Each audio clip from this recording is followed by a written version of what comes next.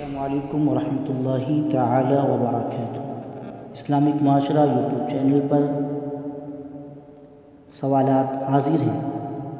عوام الناس میں جانوروں کو لے کر عجیب طرح کی باتیں مشہور و معروف ہیں، جیسے مرغ کی بانگ کو لے کر بہت عجیب مسئلہ ہے، گدھے کی آواز کو لے کر بہت سارے مسائل ہیں۔ تو اسلام نے کیا حکم دیا ہے کہ مرغ کی بانگ کے وقت کیا کیا جائے اور گدھے کی آواز نکالنے پر کیا کرنا چاہیے؟ جواب سماعت فرمائیں۔ آقا کریم صلی اللہ تعالی علیہ وسلم نے ارشاد فرمایا، صحیح مسلم شریف کی حدیث نمبر 6920 سے سیدنا ابو ہریرہ رضی اللہ تعالی عنہ سے روایت ہے کہ رسول اللہ صلی اللہ علیہ وسلم نے فرمایا، جب تم مرغ کی آواز سنو تو اللہ تعالیٰ سے اس کا فضل مانگو، کیونکہ مرغ فرشتے کو دیکھتا ہے اس لیے وہ آواز لگاتا ہے، اور جب گدھے کی آواز سنو تو اللہ کی پناہ مانگو شیطان مردود سے، کیونکہ وہ شیطان کو دیکھتا ہے۔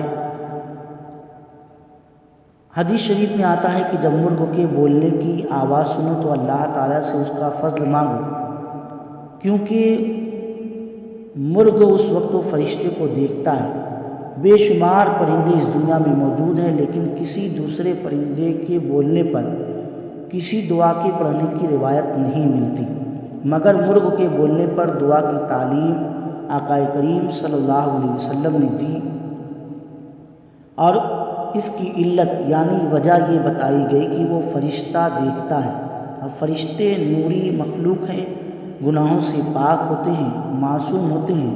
اللہ تعالیٰ ہمیں بھی گناہوں سے بچنے کی توفیق عطا فرمائے۔ اور مرغ کی بانگ سن کر پڑھنے کی دعا یہ بتائی گئی ہے کہ اللہم انی اسألک من فضلک۔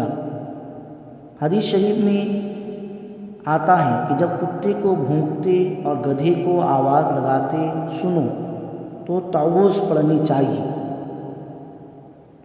اللہ تعالیٰ کی پناہ مانگنی چاہیے، اور اللہ تعالیٰ کی پناہ مانگنے کی وجہ یہ بتائی گئی کہ یہ دونوں جانور شیطان کو دیکھتے ہیں۔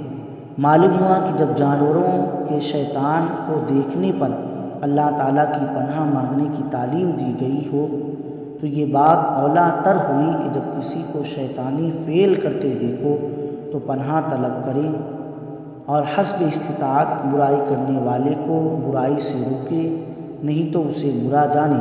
اور گدھے کی آواز کے وقت جو پڑھنے کی دعا ہمیں تعلیم دی گئی وہ یہ ہے، اعوذ باللہ من الشیطان الرجیم۔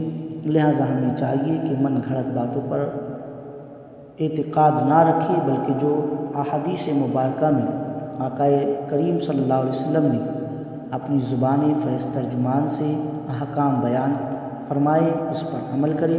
اللہ تعالی ہمیں عمل کی توفیق عطا فرمائے۔